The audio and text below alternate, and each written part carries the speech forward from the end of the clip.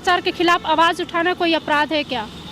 सच के लिए आवाज उठाना कोई अपराध है क्या? अगर मैं सच के लिए लड़ाई लड़ रही हूँ, मैंने भ्रष्टाचारियों के खिलाफ आवाज उठा रही हूँ, तो मैंने कोई अपराध नहीं किया। जिस तरह से हमें धमकियां मिल रही है, मानो कि मैंने बहुत बड़ा अपराध कर दिया। के एवज में वो मुझसे पैसा ले रहा था, उसे विजिलेंस टीम ने अरेस्ट कर लिया। उसको अरेस्ट होने के बाद जब वो जेल चला गया है, तो उसके बाद हमारे साथ किस तरह से शोषण हुआ है, अब हम आप सभी लोगों को अच्छी तरह से दिखाएं किस तरह से ये अपराध को बढ़ावा देने वाली महिला है। ये हमारे हल्के की ममता पटेल, ये ममता पटेल लेखपाल हैं। ये लेखपाल की नौकरी करती है, उसके साथ साथ ये गुंडाई भी करती है। क्या यहाँ कोई हत्या हो जाती, कुछ भी बड़ी क्राइम हो जाती, तो उसका जिम्मेदार कौन होता? कानून को रिश्वत लेते हुए पकड़वा दिया, उसके बाद वो खुद इनका खूंखार दुश्मन बन गया। सच्चाई यही है, सच्चाई ये है। उसके बाद उसी खूंखार पुलिस की वर्दी में कौन आया, मैंने उस पर कंप्लेन किया, तो उस पर कार्रवाई क्यों नहीं हुई? अच्छा, कंप्लेन सिर्फ इतना है, मैं अनुराधा हूँ, मेरा जाति चमार है। अरे नहीं, मैं ये दर्द आज मैं भुगत रही हूँ।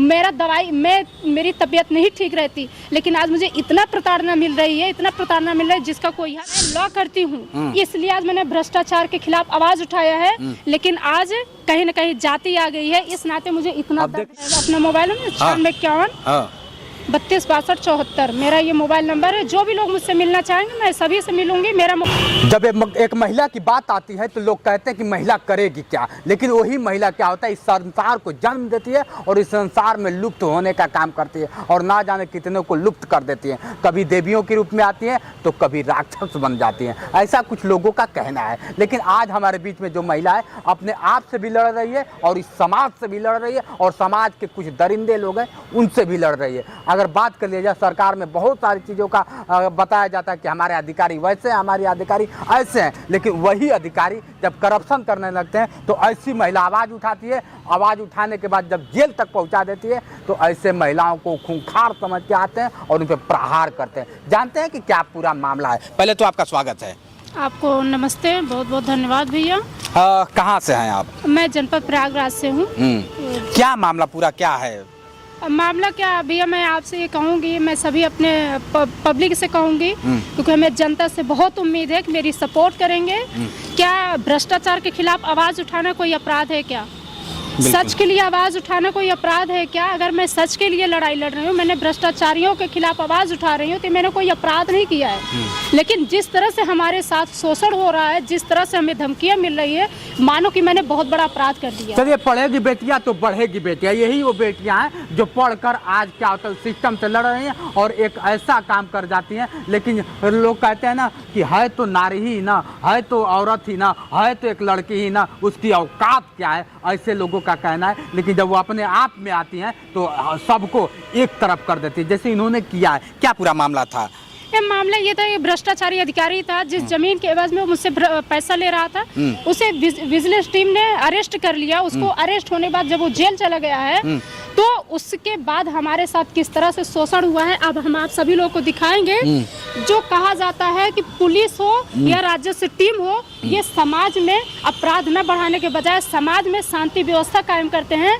लेकिन ये मैं इलाहाबाद के सभी ग्रामवासियों को, मैं पूरे यूपी के कहूँ, पूरे भारत को कहूँगी कि इस चैनल को ज्यादा से ज्यादा देखें और इनके चेहरे को अच्छी तरह से दिखाएं किस तरह से ये अपराध को बढ़ावा देने वाली महिला है। ये हमारे हल्के की ममता पटेल लेखपाल हैं। अच्छा, ये ममता पटेल लेखपाल हैं। ये लेखपाल की नौकरी करती हैं, उसके साथ साथ ये गुंडाई भी करती हैं। अच्छा, आप इसको दिखा दीजिए, इस तरह से ये गुंडों के साथ आई हुई हैं। जब वो अरेस्ट हो गया, उसको जेल जाने के बाद ये इस तरह से हमारे यहाँ अपराधी लोग आते हैं, मारपीट करते हैं, गुंडागर्दी करते हैं। उन्हीं गुंडों के साथ ये हमारे हल्के की लेखपाल ममता पटेल आई हुई हैं।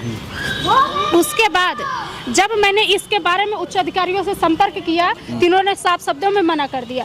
अब ये बताइए, आप मुझे बताइए, जब इस पर इतने बड़े अपराध हुए, क्या यहाँ कोई हत्या हो जाती, कुछ भी बड़ी क्राइम हो जाती, तो उसका जिम्मेदार कौन होता? उसके आपका बस मतलब मैं सीधा आपको बता दूं, एक इनका फंडा है कि इतने एक अधिकारी कानून को रिश्वत लेते हुए पकड़वा दिया, उसके बाद वो खुद इनका खूंखार दुश्मन बन गया। सच्चाई यही है, सच्चाई ये है। उसके बाद उसी खूंखार दुश्मन के सहयोगी जो पुलिस होता है, पुलिस से मैंने आज तक कभी उलझी नहीं, लेकिन एक पुलिस की रवैया देख लीजिए। ये आप पूरी रात आई हुई है पुलिस, ये पुलिस पूरी रात आई हुई है, पूरी रात पुलिस आई हुई है। ये आप देख सकते हैं, ये पुलिस आई हुई है। जब मैंने इसके बारे में मैंने जाकर के सीओ साहब से मिली, इंस्पेक्टर साहब से मिली, मैंने उनसे पूछा कि आप किस मामले में मैंने कौन सा गुनाह किया था जो हमारे यहाँ पूरी रात पुलिस भेजे थे। उन्होंने साफ कह दिया मुझे नहीं पता है। अगर आप आखिर वो पुलिस कैसे आई थी? अगर कोई साक्ष्य था उसके पुलिस के पास? कोई साक्ष्य नहीं था कि एप्लीकेशन आपके नाम पे पड़ा इसलिए मैं आई। कोई साक्ष्य। अभी रात को क्या जरूरत थी पुलिस को जाने वही तो मैं जानना चाह रही थी ना। मैं प्रशासन से जानना चाह रही हूँ कि पूरी रात पुलिस आने की क्या रवैया थी। जब आपको पता भी नहीं है कि हमको नहीं पता, मैंने पुलिस नहीं भेजा है, फिर पुलिस की वर्दी में कौन आया, मैंने उस पर कंप्लेन किया तो उस पर कार्रवाई क्यों नहीं हुई? अच्छा, कंप्लेन भी की थी? मैंने कंप्लेन किया, उस पर कोई कार्रवाई नहीं हुई। मैंने यहाँ तक डीजीपी साहब से मैंने बात किया, इलाहाबाद नहीं उत्तर प्रदेश डीजीपी साहब से मैंने बात किया। उन्होंने कहा कि मैंने एक पक्ष की बात नहीं सुनी। कहाँ एप्लीकेशन दे चुकी हैं? मैंने सभी को दिया, मुख्यमंत्री जी को दिया, एसपी को दिया, डीएम जी को दिया है, महिला आयोग SC ST महिला आयोग को दिया है। मेरा गुनाह सिर्फ इतना है, मैं अनुराधा हूँ, मेरा जाति चमार है। अरे नहीं, ऐसा कुछ नहीं, ये सच है, ये दर्द आज मैं भुगत रही हूँ। मेरी तबीयत नहीं ठीक रहती, लेकिन आज मुझे इतना प्रताड़ना मिल रही है जिसका कोई हद नहीं है। मैं चमार हूँ और इस नाते आज इस तरह से मुझे प्रताड़ित किया जा रहा है। सिर्फ मैंने एक भ्रष्टाचारी अधिकारी को जेल भिजवाया। अब देख लीजिए, क्या जातीय नीच जाति का होना यही गुनहगार होता है। आप कहते हैं कि हम सभी जातियों को लेकर चलते हैं, सभी धर्मों को लेकर चलते हैं, कहीं ना कहीं एक कहाँ गए आपके वादे, कहाँ गए आपके मान्य नीति? मैं आपसे जानना चाहता हूँ, इनको गौर से आप देख लीजिए। ये अनुराधा हैं। अनुराधा अगर बात कर लिया जाए तो SC कास्ट से बिलोंग करती हैं। यही आपका कानून है कि सबका साथ सबका विकास। अगर ये शायद अपर कास्ट से होती तो क्या होता?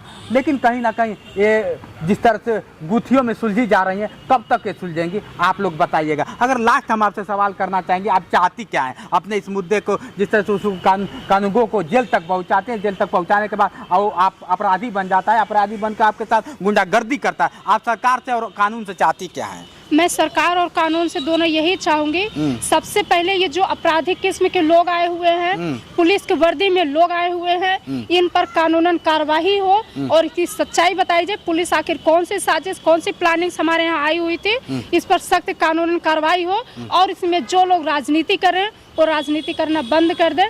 मैं न्यायालय पर पूरी तरह से भरोसा करती हूँ, लेकिन न्यायालय में बैठे हुए लोगों से बहुत कम उम्मीद है। अरे लॉ भी करती हैं? मैं लॉ करती हूँ, इसलिए आज मैंने भ्रष्टाचार के खिलाफ आवाज उठाया है।